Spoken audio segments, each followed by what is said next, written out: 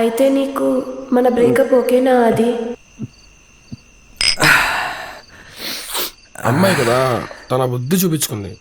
అయినా నువ్వెలా వదిలేసావురా? బ్రేకప్ అంటే కనీసం క్వశ్చన్ కూడా చేయలేదా? అమ్మాయిలకి అబ్బాయిలకి తేడా ఏంటో తెలుసా మచ్చా? మన లైఫ్లో చాలా ఆప్షన్స్ ఉంటాయి మచ్చా.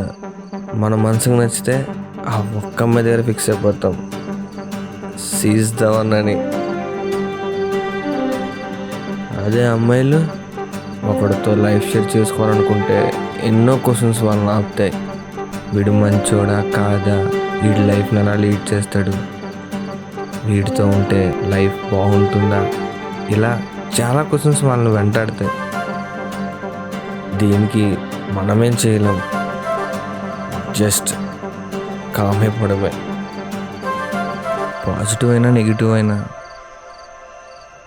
మనమేం చేయలేం, జస్ట్ యాక్సెప్ట్ చేయడమే మన పని.